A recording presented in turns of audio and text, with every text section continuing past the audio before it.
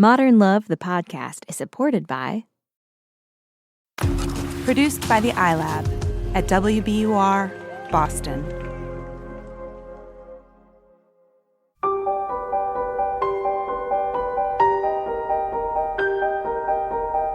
From the New York Times and WBUR Boston, this is Modern Love.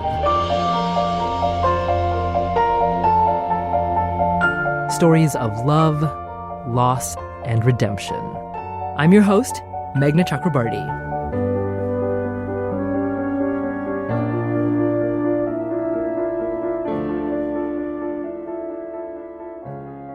How have you gotten through your worst breakups? Tinder, new hobbies, cheap alcohol, putting your saddest music on infinite repeat? Well, Mark McDevitt writes about a friend who helped him get through a breakup in his essay, Misery Loves Fried Chicken Too. William Jackson Harper is back to read the piece. He stars in The Good Place on NBC. You can also see him in the new movie Midsommar this July. Nate was my breakup buddy. We were introduced at Scruffy Murphy's Irish Bar by a mutual friend who thought we'd like each other. And I liked Nate, instantly. With his tight crew cut and animated features, he seemed transplanted from another generation. You could easily imagine him as a bit player in a 50s war movie, yelling out lines like, "Hey Sarge, over here, he's in a hole," or "They shot me, ma, I'm bleeding." We hung out that summer evening in support of a favorite local band, but when our mutual friend left Florida for Boston and Nate started seeing a woman, our fledgling friendship stalled out. I was in a relationship then, too. She and I had been together for more than 2 years and even had begun to talk about marriage, which both excited and terrified us. We were approaching our 30s, so it seemed like the logical next step, and then it all unraveled rather suddenly, leaving me angry and bewildered. It was during this aftermath that I bumped into Nate again. At first, I didn't quite recognize him. In the years since I'd seen him, he'd packed on a good 20 pounds and grown a scruffy beard. Gone were the once animated features and zippy one-liners. Something about his hollowed-out stare and shell-shocked appearance told me his relationship hadn't worked out either. No surprise, then, that the place we ran into each other was the self-help section of Barnes & Noble. This time, our bonding was instantaneous and absolute, the kind shared between shipwreck survivors on a bobbing yellow life raft. While no model of mental health myself, I at least had a couple of months head start on Nate. For him, only weeks after his breakup, the world was still a minefield of painful associative memories. A sudden whiff of jasmine or an innocent radio jingle would produce in him bouts of demented laughter or uncontrollable crying. Over the next couple of months, our friendship flourished. Favorite recipes for chili were exchanged, along with Patsy Cline records. We swapped our mini self-help books, which we referred to with titles like Men Are From Mars, Women Are For the Birds, and Cohabitating No More. I gave Nate the entire collector's edition of the Three Stooges. He gave me a cactus. "These prickly little bastards is some tough hombres," he explained. "Just like you and me. We may be in the desert right now, but I'm here to tell you that we'll get through this."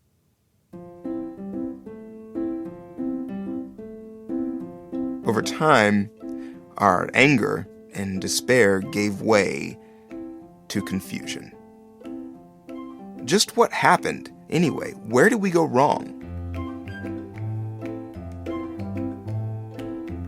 Like a crack team of FAA investigators, we scoured the crash sites of our respective disasters, looking for clues. Details and timelines were relentlessly hashed over, but the cause of Nate's mid-air explosion remained as mysterious to us as the forces that had caused my own relationship to belly flop into the Everglades like a jumbo jet with the wing sheared off. Our futile search for answers only deepened our depression. But the great thing about depression is that it's not one size fits all, but comes tailor-made to suit our particular personalities. For me, it's about insomnia, skewed priorities, and loss of interest. Food, work, correspondence, even the Three Stooges all lose their luster. The big picture fades as minor details assume gargantuan proportions. CDs will suddenly beckon to be rearranged from alphabetical to reverse chronological order and back again. I simply have no choice.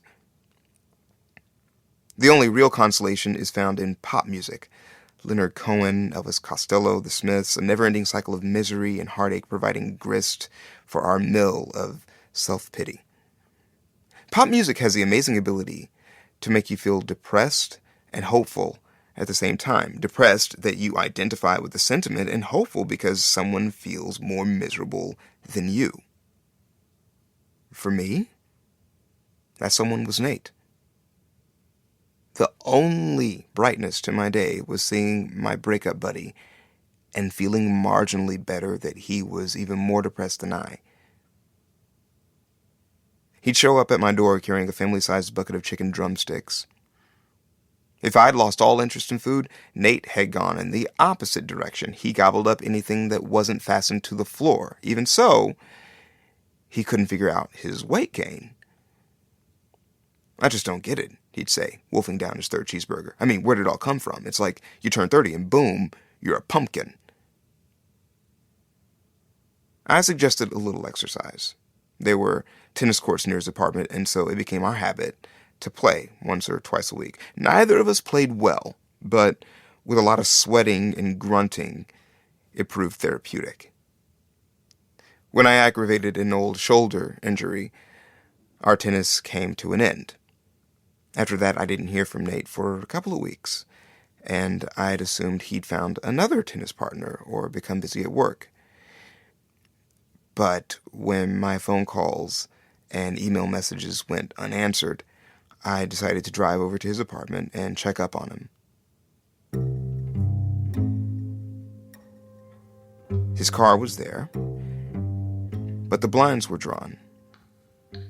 After I pounded on the door for a good 15 minutes, Nate finally poked his head outside, like a giant mastodon awakened from a 1,000-year slumber.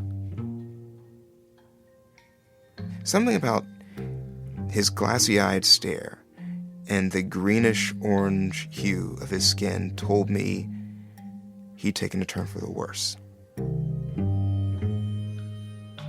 Walking into his darkened lair, I understood that Nate had not found another tennis partner. Instead, he had crossed over into Joseph Conrad territory. He journeyed up the Nang River into the heart of darkness. Without air conditioning, the apartment was a good 10 degrees hotter than the 90 degrees outside. The fetid hum of sweat, unwashed clothing, and rotting food hung heavy in the air. A chicken carcass lay on the kitchen floor, stripped to the bone as if by a piranha. Walking to open a window, I noticed there were vegetable peelings all over the floor. Nate appeared moments later from the kitchen, mechanically shaving a carrot. When he finished, he chomped on the carrot and started peeling another. "What's with the carrots?" I asked. "Oh, nothing," he said. "I just quit smoking." "And you took up carrots?" "It gives me something to do with my hands." I filled 3 garbage bags with chicken bones and pizza boxes and took them out to the dumpster. Smack in the middle of the living room, directly in front of the television, was a shiny new bench press and giant barbell. Glossy brochures and bright plastic folders about how to become a real estate millionaire in 10 easy steps littered the floor. Gradually, a picture began to emerge of a man who hadn't slept or washed in days, spending his time alternately lifting weights, watching late-night infomercials, and eating fried chicken. Alarmed and anxious to get out of there, I suggested we go see a movie. He was game, and after stopping for 2 bags of carrots, we pulled into the theater. The movie of the summer was Castaway, starring Tom Hanks as Chuck Noland, a clever chap who washes ashore on a desert island after his plane goes down in the Pacific. As his hope of rescue fades, he begins the long battle for survival and, more important, his sanity. Something about the story spoke directly to Nate and me. While I don't think Castaway was intended as a comedy, we never laughed so hard in all our lives. It was like watching ourselves up there on screen. People in the audience glared disapprovingly as we laughed in all the wrong places. We howled when Chuck knocked out his tooth with an ice skate, while the rest of the audience sniffled as he selected the tree from which to hang himself. We clenched our sides with hilarity. Hopelessly isolated and lonely, Chuck develops a relationship with a volleyball, giving the ball a face, even a name, Wilson. It was Wilson, more than anything, that helped preserve his sanity, allowing him to mount a last desperate bid to escape his island prison. I thought about the strange set of circumstances and coincidences that had brought Nate and me together. I told myself he was fortunate to have me as a friend, and while keeping an eye on him had allowed me to feel charitable and magnanimous, I knew my impulse was anything but altruistic. In truth, Nate was the yardstick by which I measured my own progress, helping me to feel good about myself and preserve my own sanity. Nate, I realized, had become my Wilson. This overweight, slightly addled person munching carrots next to me was my life raft. When the movie ended, we shuffled outside with the rest of the Saturday night date crowd. Handsome boys and coltish girls dressed in shorts and t-shirts. They wandered outside, laughing and smiling, blissfully unaware of the dangers they courted. Would they still be happy and smiling in a year's time, knowing, as we did, that to love is to risk great unhappiness? For them, the movie was over, forgotten like the 2 large buckets of popcorn left under their seats. For us, the movie clung like a lingering dream state. It followed us into the parking lot and beyond. After getting ice cream, Nate and I sat outside admiring the clear night sky, happy to have company, but each secretly wishing that he was somewhere else, with someone else. I couldn't even recognize it for the glorious time it was. 6 months later, I finally managed to escape my own desert island by moving to New York. And though I've since lost touch with Nate, I often think about him. When I do, it's not the grief of my horrible breakup I remember, but the laughter and friendship that followed. Don't believe me? Just ask Chuck Noland. I'm sure he feels the same way about Wilson.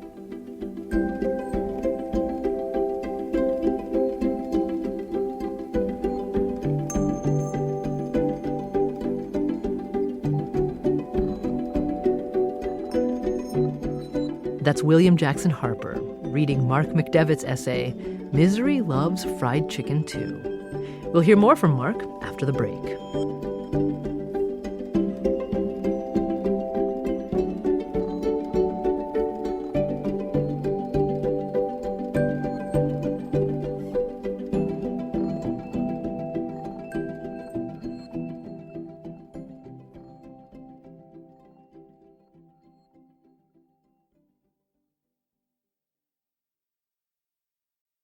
Mark McDevitt's essay was published in 2005. He says it's strange to reread the piece today. This morning when I was coming in here, I thought, oh gosh, I better read the story again. It's been 14 years. And I'm on the ferry coming here and I'm chuckling to myself, laughing. With the benefit of time and hindsight, I can look at it now with a kind of detachment. So I had a lot of compassion for that guy who's sort of confused and reeling, and then looking to this other person as a sort of a life raft and then glomming onto him in a way that is now very, very humorous to me. But at the time, it felt like a drowning. Mark never heard from Nate about the essay, and he's not sure if Nate's read it. I didn't stick it under his nose, nor did I hide it, and we fell out of contact after we broke up. We didn't talk for many years, and then reconnected via Facebook, as many people do. And we shared some very nice notes and memories, and then we kind of went our separate ways again. And Mark thought Nate was a fascinating character.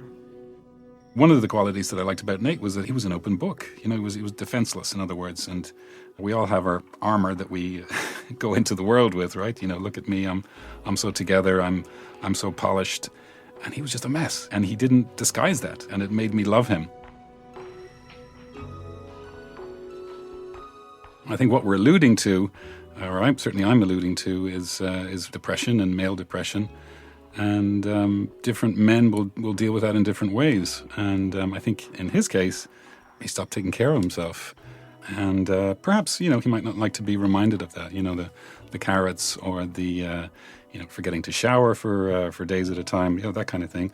Some people don't want to remember that. And I understand that.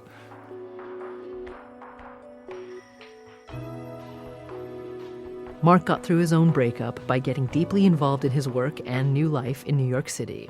And eventually, he met his wife through his uncle, who he says kept pestering Mark to call her.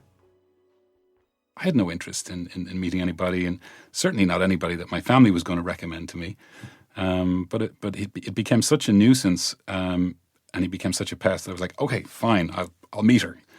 And but when we did meet, it was like, oh, okay, now I see what he was trying to tell me.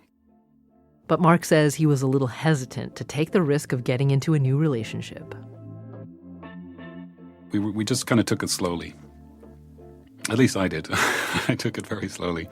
Maybe she would have liked that we got married quicker, but I'm Irish. A 10-year engagement is not unusual.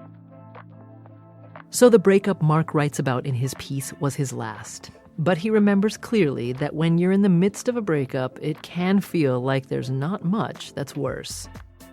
The only advice I would say is don't isolate.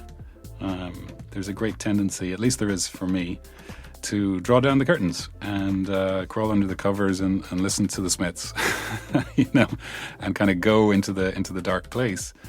Sometimes it's by dint of will. You have to force yourself to get out the door. You're not even in the mood, but you just say, I'm doing this.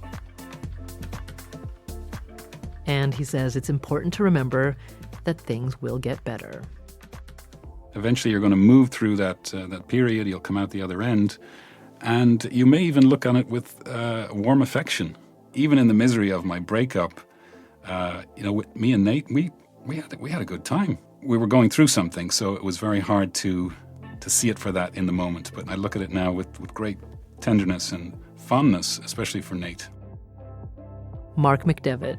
He's a writer and screenwriter living in New Jersey with his wife and son. More after the break.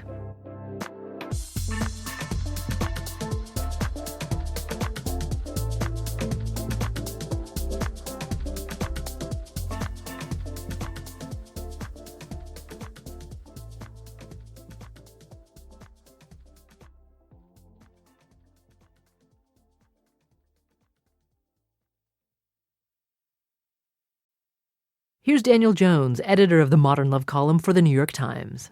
Modern Love, the column, may be mostly about romantic love and probably secondarily about family love and family bonds. But we do have, really interesting pieces about friendship. But in this case, I just loved their connection. I love the sense of humor about it. It was just a really funny and touching piece about how much friendship can really mean to you and get you through hard times.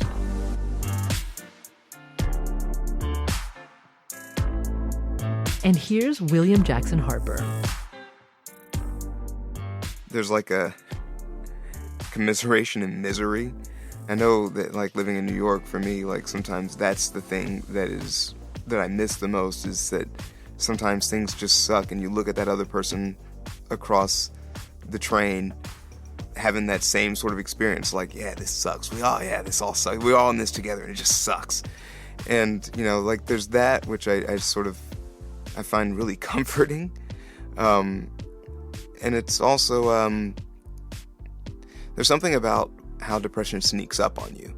When I've had my moments, it's like just a cloud. The way he describes his depression, just everything loses its luster and food doesn't matter. You can't sleep. It's just sort of, for me, it's not even it's not an active sadness. It's more just everything feels pointless. And sometimes in the midst of that, when you have a person that's also going through something that's similar, there's something about the relationships forged in those times which feel like they can be really lasting. It was just so specific and felt like, oh no, I've been that guy. I know that guy.